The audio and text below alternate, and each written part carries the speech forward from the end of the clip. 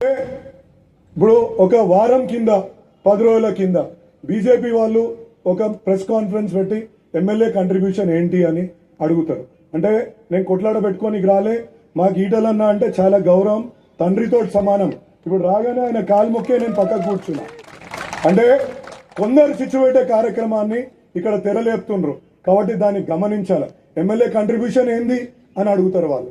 MLA contribution ఎన్ఓసీలకు ఎవరు తిరిగిండ్రు, state గవర్నమెంట్లో ఎన్ఓసీలకు కానీ వాళ్ళకి ఎంత ఫండ్ అవుతుంది కానీ మన రెవెన్యూ డిపార్ట్మెంట్స్ తోటి ఎంత జాగబోతుంది, అలైన్మెంట్ కోసం కూడా వాళ్ళందరు అధికారులతోటి కూర్చొని సమన్వయపరిచి వాళ్ళకి ఒక్క ఇండ్లు పోకుండా జాగ్రత్తగా ముందుకు తీసుకుపోతున్నా గుర్తించాల్సిందిగా కోరుతున్నాను. అంతే. ఇక్కడ ఎవరికో మెడల్స్ వేయాలా మాకు అవసరం లేదు. ఇప్పుడు నాకు కానీ నాకంటే ఎక్కువ అనుభవజ్ఞుడు, మాకు బిజినెస్ లో ఒక మార్గదర్శకము, అదేవిధంగా పొలిటికల్ గా కూడా మేము ఆదర్శంగా తీసుకునే మాకు ఈటల రాజేంద్ర అన్న తోటి మాకేం ఇష్యూస్ కాదు. మీరు దయచేసి ఒక్కటి గమనించుకోవాలి.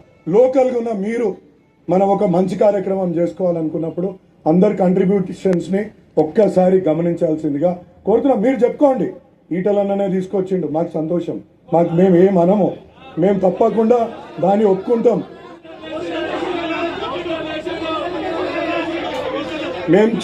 మీరు చెప్పుకోండి, కానీ మేము కంట్రిబ్యూషన్ చేసినప్పుడు మాత్రం మేము కూడా తప్పకుండా దాన్ని మేము కూడా ఏం కంట్రిబ్యూట్ చేస్తున్నామో మేము కూడా అక్కడ తప్పకుండా చెప్తామని చెప్పేసి ఈ సందర్భంగా మీకు అందరికీ కూడా చెప్తున్నాను.